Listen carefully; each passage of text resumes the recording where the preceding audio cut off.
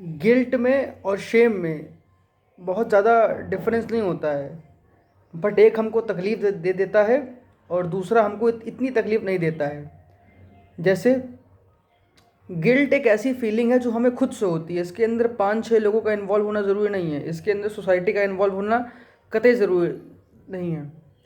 जबकि Shem same चीज़ है, but उसके अंदर सोसाइटी इन्वॉल्व है। फॉर एग्ज़ाम्पल, आपकी इंटरनेट की जो सर्च हिस्ट्री है, अगर इसको आप खुद 1 महीने की अपने आप से खुद से देखें तो आपको गिल्ट होगा।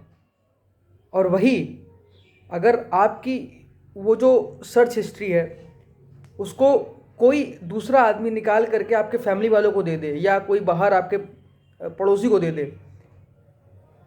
तो आपको शेम महसूस होगी। एक के अंदर आपको बहुत अंदर से एक आवाज़ आएगी कि मैंने क्या किया है, और दूसरी तरफ गिल्ट के अंदर आपको शायद इतनी खतरनाक आवाज़ ना आए, आवाज़ तो उसके अंदर भी बड़ी खतरनाक सी आएगी, लेकिन इतनी उसके कंपेरिजन में थोड़ी सी दबी हुई होगी। अब इस गिल्ट से और इस शेम से दोनों में से सही क्या है? दोनों में से दोनों ही सही नहीं है। जब हम कोई काम कर रहे होते तो हमको खुद को पता होता है कि वो काम गलत हो रहा है या वो काम सही हो रहा है। तो गिल्ट हम खुद जाने में या अनजाने में अपने आप से क्रिएट कर रहे हैं,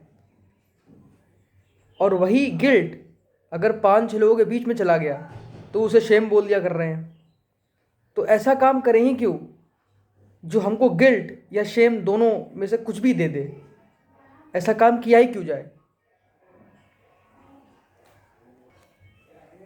शायद यही एक सबसे बड़ा कारण है डिप्रेशन का या एंजाइटी का, क्योंकि हम जिस सोसाइटी में रह रहे हैं वो सोसाइटी इतनी अच्छी भी नहीं है कि जिसके भरोसे हम जी सकें, या वो इतनी बुरी भी नहीं है कि जो हमें रहने के लिए, सर्वाइवल के लिए भी हम लोग को मोहताज कर दे।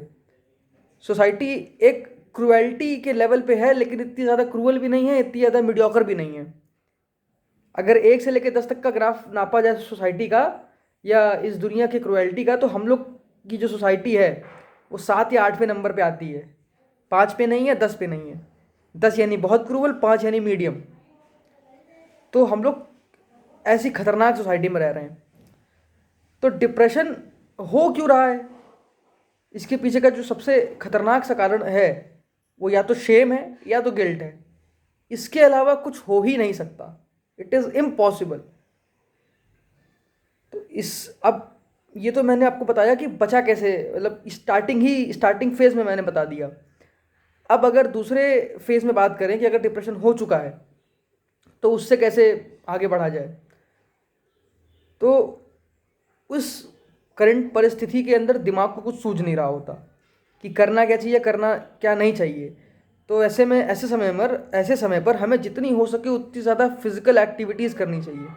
ये एक बहुत ही इरेशनल सा, रेडिकल सा एक सजेशन सबको सुनाई पड़ेगा कि ये कैसी बात कर रहा है कि हमें फिजिकल एक्टिविटी ज़्यादा करनी चाहिए। आप जिम चले जा सकते हैं, आप दौड़ सकते हैं।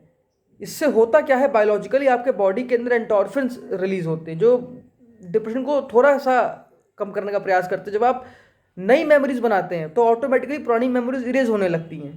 ऑटोमेटिकली इरेज तो नहीं होती, बट थोड़ा सा वो क्या बोलते हो, स्टैक में जाने लगती हैं। क्यों में नहीं होता, स्टैक में चलता है मामला। थोड़ा सा टेक्निकल शब्द है, बट पीछे जाने लगती है मेमोरीज। हमारा ध्यान उस तरफ नहीं ज़्यादा रहता है, तो हम उसको बचा सकते हैं। हम फिजिकल एक्टिविटीज़ को करके अपने डिप्रेशन को कम कर सकते हैं, ऑक्सीटोसिन को रिलीज़ कर सकते हैं, एंडोर्फिन्स को रिलीज़ कर सकते हैं। ये एक बेटर सोल्यूशन है।